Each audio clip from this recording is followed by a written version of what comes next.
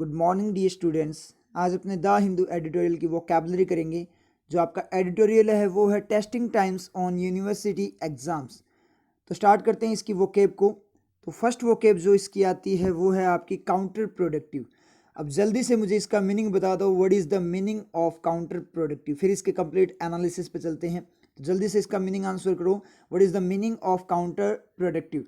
अब चलते हैं इसके कंप्लीट एनालिसिस पे। तो एनालिसिस में अपने बात करें तो यहाँ पे काउंटर प्रोडक्टिव की जो मीनिंग अपने देखें हिंदी में होता है अनुत्पादक। अनुत्पादक मतलब अनुत्पादक जो मतलब उत्पादक फॉर्म में ना हो, प्रतिकूल मतलब विपरीत हो, मतलब खराब करने वाला हो एक टाइप से। मीनिंग यहाँ इंग्लिश में देखें तो टेंडिंग टू हिंडर, हिंडर का मतलब रोकना, बाधा पहुंचाना। द अचीवमेंट जो उपलब्धि है ऑफ ए गोल, कोई भी गोल की आपने उपलब्धि की, अचीवमेंट किया उसको बाधा पहुंचाने का। टेंड का मतलब प्रवृत्ति होना, उसकी तरफ झुकाव होना, मतलब हिंडर करना, जो आपके अचीवमेंट वगैरह उसको खराब कर देना। काउंटर प्रोडक्टिव मतलब कोई भी आपने अचीव किया कोई भी चीज़, वो क्या हो जाना, खराब हो जाना। जैसे मान लीजिए आप लोगों ने मेहनत की है तो वो मेहनत क्या होगी, काउंटर प्रोडक्टिव होगी। इसका मतलब क्या है, वो आपकी मेहनत खराब होगी। ठीक है। सिनोनिम्स देखें, डैमेजिंग। तो सिनोनिम्स की फॉर्म में देखें तो यहाँ पे क्या हो गया आपका, डैमेजिंग हो गया खराब करने वाला। अंडरमाइनिंग का मतलब कमजोर करने वाला, ये भी खराब करने वाला। एंटोनिम्स में प्रोडक्टिव मतलब जिस कोई भी एक्शन या एक्टिविटी से आपको कुछ ना कुछ रिजल्ट मिले पॉजिटिव, तो प्रोडक्टिव। और एंटोनिम फ्रेंडली, यहाँ पे क्या हो जाएगा आपका, फ्रेंडली भी हो जाएगा, मतलब मित्रतापूर्ण, मतलब किसी के सपोर्ट करने वाला। यूजेस यहाँ पे देखें, सोशल मार्केट मॉडल बिकेम बन गया था counter productive to economic growth. जो इकोनॉमिक ग्रोथ थी उसकी तरफ क्या बन गया था, काउंटर प्रोडक्टिव बन गया था। मतलब जो सोशल मार्केट मॉडल, जो कोई मॉडल तैयार किया था सोशल मार्केट का, उसके कारण क्या हुआ, इकोनॉमिक ग्रोथ में क्या हो गई, गड़बड़ हो गई, उसके ऊपर उसने नेगेटिव इम्पैक्ट डाला। तो इसका मतलब वो उसके लिए क्या था, काउंटर प्रोडक्टिव था। एडिटोरियल में देखें तो by the UGC is counter productive. UGC के द्वारा कोई बात हुई थी, काउंटर प्रोडक्टिव है कोई ना कोई चीज़ यूजीसी के द्वारा, जो मान सितंबर एंड तक वो आपका एग्जाम वगैरह करवाने थे, उस तरीके से ये बात हुई थी। आप इसके लिए अगर आपको कंप्लीट सेंटेंस देखना है तो आपको एडिटोरियल को गो थ्रू करना पड़ेगा। क्लियर है। चलते हैं इसके पिक्चर एनालिसिस पे। तो पिक्चर यहाँ पे निकल के आती है, regret is counter productive. Regret, जो रेग्रेट का मतलब पछतावा है, वो क्या होता है, काउंटर प्रोडक्टिव होता है, मतलब प्रतिकूल होता है, खराब कर देने वाली चीज होती है पछतावा। It is looking back on A past that you can't change. ये लुकिंग बैक होता है, मतलब पीछे देखना होता है, एक पास्ट को देखना होता है, ठीक है, जिसको आप चेंज नहीं कर सकते। मतलब जो पुराने, जो आपसे कुछ हो गया उसका पछतावा करना क्या होता है, काउंटर प्रोडक्टिव होता है। कैसे, मतलब उससे आपके अंदर क्या आती है, नेगेटिविटी आती है। क्वेश्चनिंग थिंग्स, चीज़ों से क्वेश्चन पूछना, प्रश्न पूछना, एज दे अकर, जैसे कि वो घटित होते हैं, can prevent regret in the future, वो आपके रोक सकता है रेग्रेट, पछतावे को फ्यूचर के अंदर। मतलब चीज़ों से क्वेश्चन पूछना, बिल्कुल सही बात बोली है इसने। अगर इसको समझने की थोड़ी कोशिश करें यहाँ पे, तो मतलब क्या हुआ कि पछतावा एक नेगेटिव थिंग है। समझना चीज़, जैसे पास्ट में आपने कोई गड़बड़ कर दी, आपने कोई गड़बड़ कर दी, आपसे कोई गलती होगी, मिस्टेक्स होगी, उसके कारण क्या हो गया, अपना मान लीजिए अपने कुछ गड़बड़ हो गई, लॉस हो गया, तो आपको पछतावा हो रहा है उस चीज़ का। ठीक है, तो वो पछतावा है, वो क्या एक नेगेटिव चीज़ है, उसका पछतावा मत करो। आप वो चीज़ एनालाइज करके, उसका एनालिसिस करके, वो अपनी जो गलती है उस पर वर्क करो, उसको ख़त्म करो। उस गलती पे आप लोगों को क्या करना है, वर्क करना, उस गलती को क्या करना है आप लोगों ने, खत्म करना है, ताकि आगे से वो गलती आप से ना हो। समझ में ये चीज़। तो ये बोला क्वेश्चनिंग थिंग्स एज दे अकर, जैसे चीज़ें होती है उसके अकॉर्डिंग क्वेश्चन पूछो। मतलब कोई भी काम करने से पहले आप क्वेश्चन पूछो खुद से, क्या ये सही है या गलत, मतलब क्वेश्चन पूछते हुए सोच समझ कर काम करो, तो आपको कभी फ्यूचर में पछतावा नहीं होगा। समझ में, बहुत सारे स्टूडेंट है कि मेरा सिलेक्शन नहीं हुआ, ठीक है, इस तरीके से उनको रेग्रेट होता है, पछतावा होता है कि हमने पढ़ाई नहीं की थी। जैसे मान लीजिए लॉकडाउन में हमने पढ़ाई नहीं की, तो पछतावा हो रहा है, सर हम क्या करें।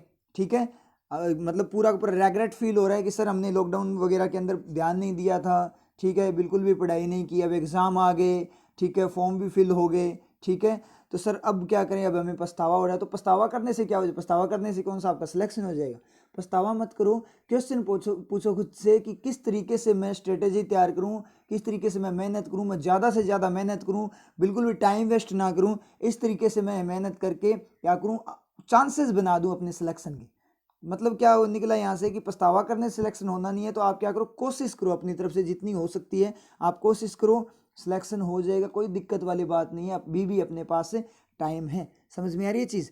तो बिना मेहनत किए बिना कुछ करे तो आप वैसे ही कुछ नहीं कर सकते। कम से कम आप अपनी मेहनत तो कर रहे हो, अपना इनपुट तो दे रहे हो, कम से कम सेटिस्फेक्शन तो आएगा आपको कि मैंने मेहनत तो की थी और सिलेक्शन हो गया। फिर और अगर पछतावा करते रह गए फिर तो सिलेक्शन का कोई चांस ही नहीं है, फिर क्या करोगे, कोई मतलब नहीं निकलेगा। और पछतावा करने से मिल क्या जाएगा, आपको कुछ भी नहीं मिलेगा ना। तो पछतावा मत करो, मेहनत करो बस। तो काउंटर प्रोडक्टिव को यूज़ कर लेना कि बहुत सारे जो काम होते हैं वो क्या होते हैं, काउंटर प्रोडक्टिव होते हैं। जैसे मान लीजिए इन्वेस्टमेंट वगैरह की बात करें कि अब जो लॉकडाउन वगैरह है, ऐसी सिचुएशन होगी कि बहुत खतरनाक वाली सिचुएशन होगी। तो अब किसी भी बिजनेस में या कोई भी चीज़ में अगर इन्वेस्टमेंट करें, घर वालों को ऐसे बोलो कि कोई भी चीज़ में इन्वेस्टमेंट करो तो आप ध्यान रखना कहीं काउंटर प्रोडक्टिव ना हो जाए आपका इन्वेस्टमेंट। तो ध्यान रखना, आप आगे की सोचना कि क्या क्या उसके अकॉर्डिंग अपने को क्या क्या बेनिफिट्स हो सकते हैं, कितना अपने को ज्ञान हो सकता है, उस तरीके से सोचते हुए कहीं काउंटर प्रोडक्टिव इन्वेस्टमेंट है मत कर देना। समझ में आया चीज़, इस तरीके से याद हो जाएगा। चलते हैं नेक्स्ट जो आपका वोकेब है, concurrent. What is the meaning of concurrent, जल्दी जल्दी मुझे इसका मीनिंग बताओ। What is the meaning of concurrent. अब चलते हैं इसके कंप्लीट एनालिसिस पे।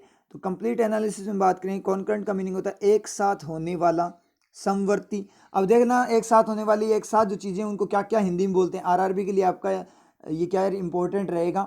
ठीक है, समवर्ती हो गया, संगामी गामी गमन करने वाला, साथ में चलने वाला। सहवर्ती, ठीक है, सहवर्ती साथ में, समवर्ती सम समान, सह का मतलब सहयोग करते हुए साथ में। ठीक है, तो ये आपकी इसके एक टाइप से बात करें तो ये प्राइवेची हो जाते हैं इसके, समवर्ती संगामी सहवर्ती आपस में। और जिनका मीनिंग है कॉन्करेंट मतलब एक साथ होने वाला। मीनिंग यहाँ पे देखेंगे इंग्लिश में, occurring at the same time, same time पे घटित होना, बिल्कुल सही है। सिनोनिम साइमल्टेनियस, साइमल्टेनियस का मतलब क्या, एक साथ, ठीक है, होना। हार्मोनियस का मतलब मेलजोल के साथ जुड़ा हुआ होना, मतलब एक साथ कोई बताता है। तो सिनोनिम भी आपका करेक्ट है। एंटोनिम्स में नॉन कॉन्करेंट, नॉन कॉन्करेंट का मतलब एक साथ ना होना, अलग अलग होना। यूजेज यहाँ पे देखिए, both the union and states, union का मतलब जो सेंट्रल गवर्नमेंट और स्टेट है, have concurrent power to legislate, उनके पास एक साथ पावर होती है क्या करने की, लेजिस्लेट, कानून वगैरह तैयार करने की। एडिटोरियल में आए, higher education is in the concurrent list, higher education क्या है, कॉन्करेंट लिस्ट में है, इसलिए एग्जाम वगैरह करवाने थे। इस तरीके से बात हुई थी यूनिवर्सिटी एग्जाम के लिए। तो इसके लिए आपको क्या करना पड़ेगा, एडिटोरियल को गो थ्रू करना पड़ेगा कंप्लीट सेंटेंस के लिए।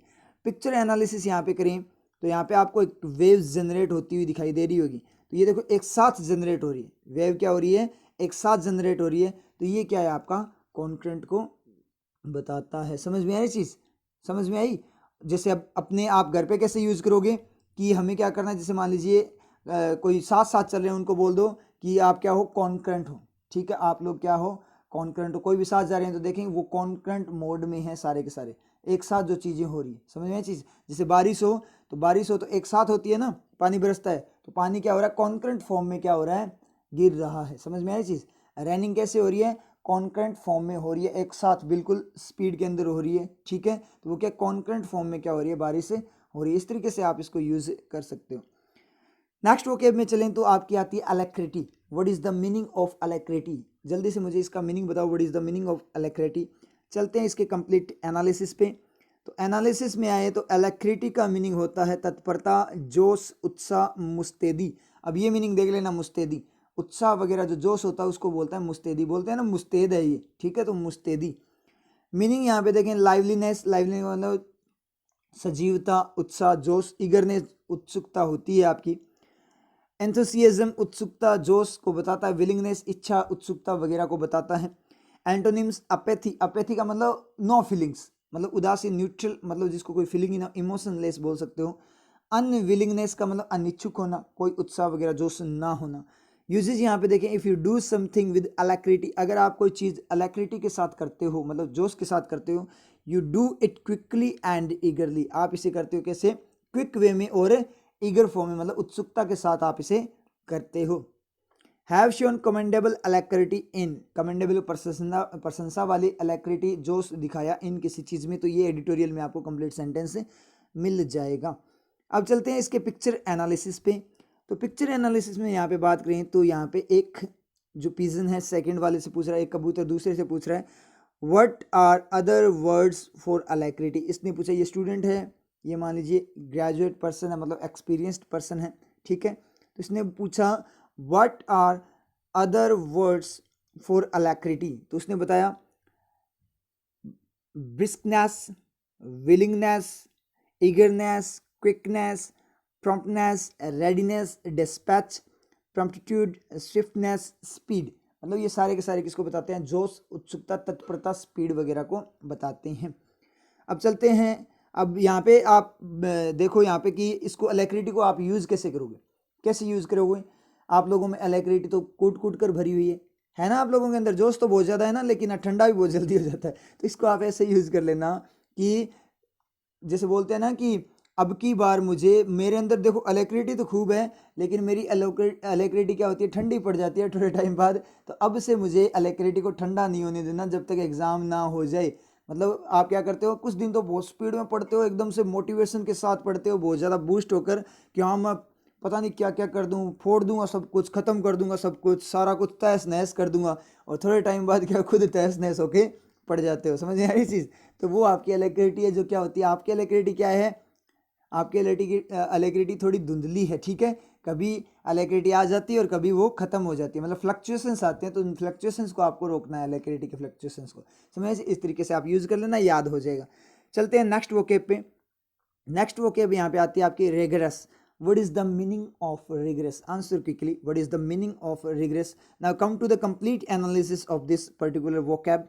तो स्टार्ट करें अगर इसकी कंप्लीट एनालिसिस को, तो यहाँ पे आपका आता है रेग्रेस का मीनिंग होता है कठिन, कठोर, सख्त, दृढ़। कठिन, कठोर, सख्त, दृढ़। दृढ़ होना कोई मतलब मजबूत होना, जिसके अरमान मजबूत हो, ठीक है, वो दृढ़ होता है। मीनिंग यहाँ पे देखें इंग्लिश में, अलाउइंग नो डेविएशन, कोई भी डेविएशन अलाउ मत करना। डेविएशन का विचलन ना देना फ्रॉम स्टैंडर्ड, मतलब एक स्टैंडर्ड फॉर्म है, मतलब आपने एक फिक्स कर रखा है, उस चीज़ से डेविएट ना होना। जैसे आपने टारगेट फिक्स कर रखा है, उससे डेविएट ना होना, इसका मतलब आप उस टारगेट के लिए क्या हो? रेग्रेस हो। समझ में आए? इस तरीके से यूज हो जाएगा।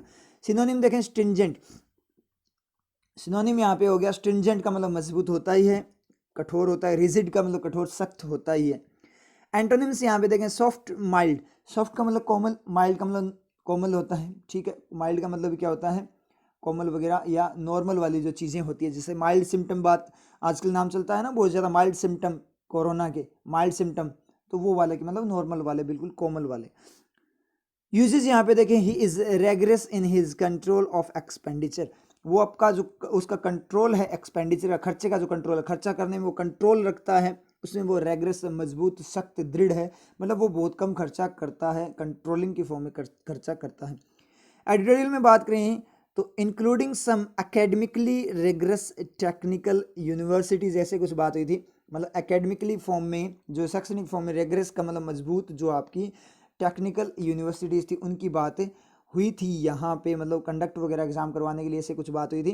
तो इसके लिए आप कंप्लीट जो आप सेंटेंस देखना है तो आपको क्या करना पड़ेगा? गो थ्रू करना पड़ेगा एडिटोरियल को। तो यहाँ पे पिक्चर एनालिसिस में देखें तो यहाँ पे फिर क्योट आता है, we should be rigorous in judging ourselves.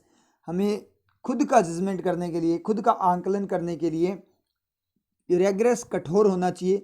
And graces in judging others, और दयालु होना चाहिए किसके लिए? जजिंग अदर्स, दूसरों को जज करने में, दूसरों का आंकलन करने में। मतलब क्या हुआ? बिल्कुल सही बात है कि हमें खुद का आंकलन करने में क्या होना चाहिए?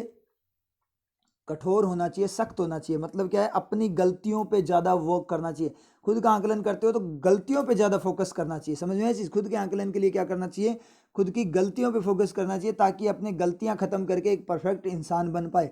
और दूसरों को जज करते हो तो थोड़ा सा दया भावना दिखानी चाहिए, कि उनके सारे नेगेटिव पॉइंट नहीं देखने चाहिए, ठीक है, पॉजिटिव पॉइंट्स भी देखने चाहिए। कि मान लो किसी पर्सन में बहुत सारे पॉजिटिव पॉइंट्स है और बहुत कम नेगेटिव पॉइंट्स है, तो आपको उस अकॉर्डिंग उसको जज करना चाहिए। क्योंकि ये एक दुनिया का सिस्टम होता है कि आप लोगों ने बहुत ज़्यादा अच्छाई की हो, ठीक है, बहुत आप पॉजिटिव रहे हो, हमेशा आपने हर काम अच्छा किया है, लेकिन आप एक काम गलत कर देते हो, बाई चांस मिस्टेक से हो जाता है और आप पे दाग लग जाता है, तो उसके बाद में वो परमानेंट हो जाता है आप पे। क्योंकि एक बुराई सारी अच्छाइयों को क्या कर देती है? उन पे पानी फेर देती है। समझ में आई चीज़? एक बुराई सारी अच्छाइयों पे क्या कर देती है? पानी फेर देती है। फिर से आपकी उससे, उस पॉइंट से आपकी इमेज चेंज हो जाती है, बिल्कुल अपोजिट हो जाती है, जो कि आप थे ही नहीं, बाई चांस, बाई मिस्टेक आपसे कुछ गड़बड़ हो गई थी। समझ में आई चीज़? इसलिए बोलता हूँ, कभी भी कोई भी काम करने से पहले उसके बारे में 10 बार सोच लेना चाहिए कि इस काम का, इस चीज़ का क्या इम्पैक्ट पड़ेगा सोसाइटी में, मेरी इमेज पे क्या इम्पैक्ट पड़ेगा। तो अपने जो प्रिंसिपल्स होते हैं उनको कभी भी ख़राब नहीं करना चाहिए। कई बार हो जाता है कि एक बार ऐसा करके देख लेते हैं, एक बार ये चीज़ करके देख लेते हैं तो क्या हो जाएगा, कोई दिक्कत वाली बात नहीं है, एक बार कर लेंगे तो क्या हो जाएगा, ये चीज़ करने से कोई दिक्कत तो है नहीं, ठीक है, एक बार कर लेते, एक बार ही करेंगे और कोई दिक्कत नहीं है। तो क्या होता है, वो चीज़ फिर क्या होती है कि आपके प्रिंसिपल्स टूट जाते हैं। एक बार आपने वो गलत चीज़ की तो उसके बाद में क्या आप बार बार करोगे, क्योंकि एक बार आपका ज़मीर मर गया, आपका ईमान ख़त्म हो गया, तो वो चीज़ आप हमेशा करते रहोगे, फिर आपको वो उस चीज़ की आदत हो जाए। जैसे मान लीजिए झूठ बोलने की बात कर लें, अपने पेरेंट्स से झूठ बोलने की बात कर लें, तो एक बार झूठ बोल दी तो आपको आदत हो जाएगी बार बार झूठ बोलने की। तो कोई भी गलत काम होता है तो क्या होता है कि पर्सन के माइंड में आ जाता है, फ्लक्चुएशन तो होता है, इंसान हो आप, ठीक है, अपने क्या इंसान ही है, फ्लक्चुएशन होता है, तो अपने माइंड में आता है कि एक बार करने में क्या हो जाता है ये चीज़, ठीक है, वो गलत चीज़ कोई भी नशा वगैरह कोई भी मान लो आप, एक बार करने में क्या हो जाता है, लेकिन उस चीज़ से आपकी परमानेंट इमेज खराब होती है, इमेज पे परमानेंट इफेक्ट पड़ता है। तो एक बार क्यों करना भाई, क्यों कर रहे हो, तो इसलिए अपने प्रिंसिपल्स पे कंट्रोल करना, अपने मन पे कंट्रोल करना सबसे इंपॉर्टेंट चीज़ होती है। और जिस बंदे ने मन पे कंट्रोल कर लिया वो सक्सेसफुल है, समझ में आई चीज़। तो ऐसा काम कभी नहीं करना जिससे आपकी इमेज डाउन हो, हमेशा ध्यान रखना इस चीज़ को कि एक बार भी नहीं करना, एक बार करते ही मेरे जितने पहले अच्छी चीज़ें थी, पॉजिटिव इमेज थी, वो सारी डाउन हो जाएगी। ये चीज़ आप सोच लेना, आपसे कभी गलत चीज़ होगी नहीं, समझ में आई चीज़। तो ये चीज़ है रेग्रेस की फॉर्म में। तो रेग्रेस के लिए यूज़ कर सकते हो कि अब मैं हर चीज़ के लिए रेग्रेस बनूंगा, पॉजिटिव चीज़ों के लिए रेग्रेस बनूंगा। मैंने जो टारगेट बनाया है एग्ज़ाम के लिए, ठीक है, सिलेक्शन लेकर रहूँगा, मैं रेग्रेस बनकर उस टारगेट को अचीव करूँगा। मैं रेग्रेस रहूँगा प्रिपरेशन वगैरह करने में, ठीक है, बिल्कुल दृढ़ रहूँगा अपनी प्रिपरेशन वगैरह करने में, कॉन्टिन्यूटी रखूँगा और कभी भी डेविएट नहीं होगा, डाइवर्जन नहीं लेकर आऊँगा। चाहे कुछ भी हो जाए, चाहे एग्ज़ाम सितंबर में हो, चाहे एग्ज़ाम नेक्स्ट ईयर हो, चाहे एग्ज़ाम 1 साल बाद हो, चाहे एग्ज़ाम 2 साल, इतना तो नहीं होगा, 1 साल बाद भी नहीं होंगे, ठीक है, हो जाएंगे अभी, ठीक है, कुछ भी नहीं कह सकते। लेकिन चाहे एग्ज़ाम कभी भी हो, मैं जब तक एग्ज़ाम नहीं होंगे उस पॉइंट तक कॉन्टिन्यूटी को ब्रेक नहीं करूँगा, तब तक मैं पढ़ाई करूँगा, अपने प्रिपरेशन रखूँगा, कॉन्टिन्यूटी रखूँगा और सिलेक्शन लेकर रहूँगा। बस एक बार एग्ज़ाम दे दे, बस ये आपको अपने अंदर जोश लेकर आना है। क्या लेकर आना है कि बस एक बार एग्ज़ाम करवा दे, फिर औकात दिखा दूँ, फिर तो सिलेक्शन ले लूँगा, बस एग्ज़ाम का वेट है। इतनी शानदार वाली प्रिपरेशन करूँगा कि चाहे कुछ भी हो जाए, जब तक एग्ज़ाम नहीं होगा ना तब तक प्रिपरेशन छोड़ो ही ना, चाहे कुछ भी हो जाए, ठीक है। और जैसे ही एग्ज़ाम हो गया फोड़ दूंगा पेपर को, बस एग्ज़ाम करवा दे एक बार वो, समझ में। ये इस तरीके की अगर प्रिपरेशन और इस तरीके का अगर आपके अंदर जोश है ना, तो आपका सिलेक्शन गारंटीड, कोई नहीं रोक सकता, समझ में आई चीज़। अब चलते हैं नेक्स्ट वोकेब पे। नेक्स्ट वोकेब आपकी आती है रैम। ये राम नहीं है, ठीक है, श्री राम भगवान राम नहीं है, ये क्या है, रैम है, समझ में आई चीज़, रैम है ये, ठीक है। एक रैम और होती है आपकी। चलो एक बार इसके कंप्लीट एनालिसिस पे चलते हैं। मीनिंग बता दो पहले, तो मुझे इसका मीनिंग बता दो जल्दी से, what is the meaning of RAM. अब चलते हैं इसके कंप्लीट एनालिसिस पे। तो कंप्लीट एनालिसिस में अगर अपनी बात करें तो रैम, अगर अपनी बात करें, एक रैम होती है आपकी कौन सी, रैंडम एक्सेस मेमोरी होती है। रैंडम एक्सेस मेमोरी किसके अंदर होती है आपकी, जो अपनी बात करें ये कंप्यूटर वगैरह के अंदर होती है, ठीक है, समझ आए चीज़, रैंडम एक्सेस मेमोरी होती है। तो एक तो वो होती है रैम, और एक भगवान श्री राम है, ठीक है, तो वो राम नाम होता है, तो ये नेम नहीं है, ये रैम है, जिसका मीनिंग होता है टक्कर मारना, ठूसना, भरना। तो रैम आप लोगों ने देखी होगी, अगर आपने कोई अपने बात करें, आपने कोई गेम वगैरह खेले हैं, जैसे मान लीजिए हिस्टोरिकल गेम खेले हैं राजा महाराजा के, या फिर आपने मूवीज़ देखी होगी, ऐसे बनी होती है, टायर्स लगे होते हैं उसके, ठीक है, इस तरीके से ऐसे बनी होती है। और उसके आगे है ना, एक तो वो होती है कैटapult, वो फेंकने वाला होता है, कुछ भी चीज़ मान लीजिए पत्थर वगैरह फेंकता है। एक ऐसे होती है, वो नहीं, वो रैम वो नहीं होती। वो आप लोगों ने बहुत सारी मूवीज़ में देखते हैं, गेट वगैरह तोड़ने के लिए यूज़ होती है ना, ऐसे ऐसे बनी होती है वो, ठीक है, डंडा सा बना होता है उसका, ठीक है, इस तरीके से वो बनी होती है। उसके ऊपर उस जो आपकी कार्ट है उसके ऊपर रखा होता है, एक डंडा सा बना होता है। बहुत सारी बाहुबली मूवी में भी देखा होगा आपने, बहुत सारी मूवीज़ में, हिस्टोरिकल मूवीज़ में आपने देखा होगा, ठीक है, सीरियल्स में देखा होगा। जो मतलब क्या करते हैं, पीछे लेकर उसको वापस से टकराते हैं, गेट के मारते हैं उसको, उसके आगे मतलब बहुत बड़ा वो बना होता है, अपने लकड़ी का या फिर लोहे वगैरह कुछ बना हुआ होता है, ठीक है, अपने बात करें रोड टाइप बहुत बड़ा, ठीक है। तो वो अपने उसके टकराते हैं, उससे अपने क्या करते हैं, स्ट्राइक करते हैं, क्या करते हैं, गेट वगैरह, बड़े जो गेट थे, जो आपके फोर्ट वगैरह किले वगैरह थे उसके, उसको तोड़ने के लिए काम आती है, वो होती है रैम, ठीक है, वो क्या होती है, रैम उसको बोलते हैं। समझ में आई चीज़? तो इसका मतलब अगर अपने उसमें वर्ब की फॉर्म में देखें तो टक्कर मारना, ठूसना, भरना होता है इसका। मीनिंग देंगे फोर्स इनटू और फ्रॉम एन एक्शन और स्टेट, किसी भी अवस्था से या कोई एक्शन से फोर्स इनटू, या तो उस एक्शन में जाना या फिर क्या करना, वहां से फोर्स करना, मतलब फोर्स देना कोई चीज़ एक्शन को करते हैं, उस तरीके से बोला है। सिनोनिम्स क्रैश, क्रैश का मतलब तोड़ना, ठीक है, टकराना सही है। स्ट्राइक का मतलब टकराना होता ही है। एंटोनिम्स का मतलब यहाँ पे देखें असिस्ट, असिस्ट का मतलब हेल्प करना। एक तो आप टक्कर मार रहे हो मतलब उसका अपोज कर रहे हो, अपोजिट, और एक असिस्ट या हेल्प कर रहे हो, तो ये आपका बिल्कुल सहयोग करना क्या है, उसका एंटोनिम हो जाएगा। यूजेज यहाँ पे देखिए, he rammed the key into the lock, उसने की को क्या किया, लॉक में रैम किया, मतलब ठूस दिया, घुसेड़ दिया, बोलते हैं ना एकदम से फुल स्पीड में की को घुसेड़ दिया, मतलब स्पीड में उस की को क्या किया, उसने अंदर डाला उसके किसके, लॉक के। एडिटोरियल में बात करें, any move to ram through, मतलब कोई भी मूव करते हैं अगर रैम थ्रू करने का, टकराने का उस चीज़ से, तो इस तरीके से आपके एडिटोरियल में बात हुई थी। उसके लिए आपको कंप्लीट सेंटेंस के लिए एडिटोरियल को गो थ्रू करना पड़ेगा। अब चलते हैं इसके पिक्चर एनालिसिस पे। पिक्चर एनालिसिस में देखें तो फिर से यहाँ पे वो दो आपके कबूतर आए हैं, ठीक है। पहले उन्होंने सिनोनिम बताया था, आपकी बार वो अपोजिट बता रहे हैं। What is the opposite of RAM, ये पूछा है फर्स्ट वाले ने। तो सेकंड वाला क्या बता रहा है, सरेंडर, सरेंडर करना, ठीक है। रिट्रीट, रिट्रीट का मतलब प्रतिक्रिया वगैरह दिखाना। एड, ठीक है, एक तो सरेंडर कर दिया, एक तो आप टकरा रहे हो, किसी टक्कर ले रहे हो, एक सरेंडर आपने आत्मसमर्पण कर दिया, बिल्कुल सही एंटोनिम। रिट्रीट का मतलब पीछे हट जाना एक टाइप से, ठीक है, तो ये भी इसका क्या है, एंटोनिम है। Aid, support, assist, let go, जाने देना, help, lose, hold, stop, tap, ये सारे के सारे क्या हो जाएंगे, इसके एंटोनिम हो जाएंगे, अपोजिट हो जाएंगे। क्लियर है? रैम का यूज़ कैसे करोगे आप, रैम का यूज़ आप कर सकते हो, जैसे मान लीजिए आपने बहुत सारी जगह देखा होगा, जैसे मान लीजिए आप बाइक वगैरह लेकर आते हो घर में, तो आप जो मेन गेट होता है तो उसको खोलने के लिए अपने कई क्या होते हैं, आलसी होते हैं, तो उसको हाथ से नहीं खोलते। जैसे मान लीजिए उसका कुंडा वगैरह खुला होता है तो अपने क्या करते हैं, बाइक को उसके अंदर बिड़ाते हैं, ठीक है, टक्कर मारते हैं ना, तो बोल देना अब मैं क्या करूँगा, बाइक को गेट में रैम करूँगा। समझ में आई चीज़? इस तरीके से कोई भी चीज़ टकरा गई तो आप बोलो रैम हो गया यहाँ पे। जैसे मान लीजिए कोई जानवर, अगर अपने बात करें किसी भी से, मतलब गाय वगैरह की, वो भी तो गेट वगैरह पे क्या करते हैं, रैम करते हैं। इस तरीके से आप यूज़ कर सकते हो। आपस में आप लड़ते हो तो रैम कर लेना।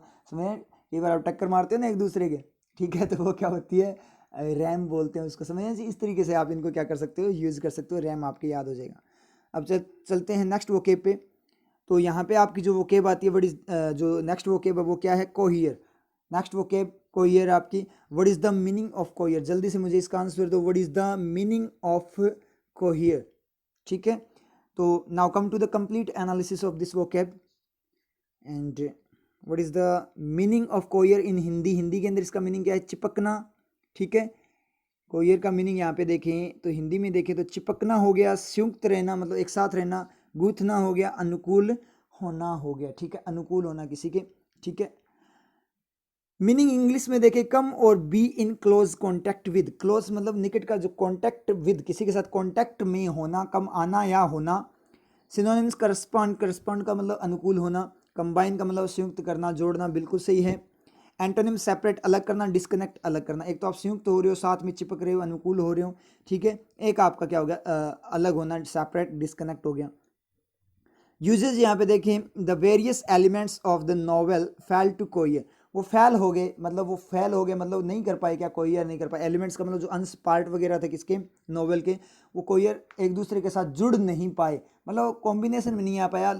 जो नॉवेल है वो अच्छी तरीके से एक प्लॉट तैयार नहीं कर पाया। एडिटोरियल में देखें, such a hardline approach does not cohere with, जो ऐसी हार्डलाइन अप्रोच है वो कोहियर नहीं करती किसी के साथ। तो ये बात आपको देखनी है, कंप्लीट सेंटेंस। तो अपने बात करें तो आपको एडिटोरियल में गो थ्रू करना पड़ेगा। यहाँ पे अगर अपने पिक्चर एनालिसिस करें तो पिक्चर एनालिसिस में यहाँ पे आपके आते हैं, एक क्योट आता है, ठीक है। पिक्चर एनालिसिस में देखें तो क्योट आता है, to have peace in the world, दुनिया में शांति रखने के लिए, मैन एंड नेशंस, इंसान, आदमी, और जो नेशंस है, नेशंस का मतलब जो देश हैं, मस्ट एम्ब्रेस, वो क्या करें, एम्ब्रेस करें, आलिंगन करें, मतलब उसको एक्सेप्ट करें, द नॉन वायलेंट असर्सन, जो दृढ़ निश्चय है, डिक्लेरेशन है, नॉन अहिंसात्मक, जो मतलब हिंसा वाला ना हो, ऐसे असर्सन को क्या करें, एम्ब्रेस करें। दैट एंड्स एंड मीन्स, जो एंड होता है और मीन देता है, मीनिंग देता है, मस्ट कोहियर। मस्ट यहाँ पे क्या है, मस्ट यहाँ पे मॉडल नहीं है, मस्ट का मतलब जरूरी, यहाँ पे कोहियर मतलब जरूरी, जो अनुकूलता है, संयुक्त होना है, उसको क्या करे, वो उसका मीनिंग दे और उसी पे जाकर एंड हो। मतलब एक ऐसा दृढ़ निश्चय करे, आपस में एक वचन दे, आपस में क्या वचन दे, जो एंड भी कहाँ पे जाकर हो, एक साथ हो, मतलब एक साथ, मतलब एक दूसरे के साथ मिलते हुए हो, संयुक्त रूप से हो, और मीनिंग भी उसका क्या हो, संयुक्त रूप में हो। मतलब एक साथ सब वादा करें कि हम ऐसा कुछ नहीं करेंगे, नॉन वायलेंट असर्शन देते हैं, मतलब हम हिंसा नहीं फैलाएंगे, तभी जाकर क्या हो सकती है, पीस हो सकती है। मतलब सब सारे के सारी पूरी दुनिया एक साथ मिलकर ये वादा करे तो, नहीं तो कभी भी दुनिया में पीस नहीं हो सकती, शांति स्थापित नहीं हो सकती, ये बात इसने बोली है। तो कोयर को यूज़ कैसे करोगे, कोयर आप यूज़ कर सकते हो, समझ में आया चीज़। जैसे मान लीजिए अब से मुझे क्या करना है, स्टडी के लिए मैं कोयर होऊंगा, मतलब उससे चिपक जाऊंगा, उसके अनुकूल होऊंगा, पूरी तरह से मैं कोयर होऊंगा एग्ज़ाम तक। जब तक एग्ज़ाम नहीं होगा तब तक मैं उससे कोयर रहूंगा, जब तक मैं सिलेक्शन ना ले जाऊँ, जब तक मेरे हाथ में ज्वाइनिंग लेटर ना आ जाए। इस तरीके से यूज़ करना। और ऐसे भी आप यूज़ कर सकते हो, जैसे मान लीजिए कोई पर्सन, बहुत सारे पर्सन क्या होते हैं, बहुत ज़्यादा चिपकू भी होते हैं ना, मतलब आप क्या करते हो, उनसे दूर होने की कोशिश करते हो, फिर भी वो आपके चिपके रहते हैं। ये तो क्वालिटी बहुत ज़्यादा मिलती है आजकल, ठीक है। बहुत सारे लोग क्या होते हैं, बहुत ज़्यादा चिपकू होते हैं, तो उनके लिए आप यूज़ कर सकते हो, ये पर्सन क्या है, कोहियर टाइप का है, तो उसका नाम ही निकाल दो कि तू कोहियर है, ठीक है। तो इस तरीके से आपके याद हो जाएगा, समझ में आया चीज़। तो इस तरीके से क्या करना है, इस वोकेब को याद करना है। तो ये आपकी क्या थी, लास्ट वोकेब थी इस एडिटोरियल की। तो आई थिंक आप लोगों को क्लियर है ये वोकेब। तो वोकेब को क्या करो, आप ज़्यादा से ज़्यादा रिवाइज करो, समझ में आया चीज़। वोकेब ज़्यादा से ज़्यादा रिवाइज करो और ज़्यादा से ज़्यादा उनको अपने वर्ड्स में यूज़ करो, अपनी डेली लाइफ में यूज़ करो, तभी जाकर आपके क्या रहेगी, वोकेब याद होगी। और जितनी अब तक अपनों ने की है, प्रीवियस जो वोकेब की है, वो सारी की सारी आपको याद होनी चाहिए। उन सबको रिवाइज कर लेना एक बार फिर, और बार बार रिवाइज करो, आपके वोकेब परमानेंट याद हो जाए, कोई दिक्कत वाली बात नहीं है। इनको बार बार रिवाइज करोगे तो समझिए, तो इस तरीके से वोकेब याद होती है।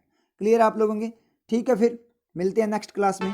अंधकार में चलने के लिए हमें इस दीपक पुंज की सहायता की आवश्यकता होती है। यद्यपि ये दीपक पुंज अंधकार को पूर्ण रूप से मिटा नहीं सकता, परंतु हमें इतना प्रकाश अवश्य दे देता है कि हम निरंतर आगे बढ़ते रहें। इसी प्रकार जीवन में भी कभी कभी कोई समस्या इस अंधकार की भांति ही विशाल और जटिल होती है, जिसे एक ही प्रयास में पूर्ण रूप से मिटा सकना संभव नहीं होता। ऐसे में आवश्यकता होती है इस दीपक पुंज को जलाने जैसे एक छोटे से प्रयास की, जो हमें जीवन पथ पर तब तक आगे चलने में सहायता करता है जब तक वो समस्या पूर्ण रूप से हल नहीं हो जाती। नीतियां मेरी, नियति आपकी।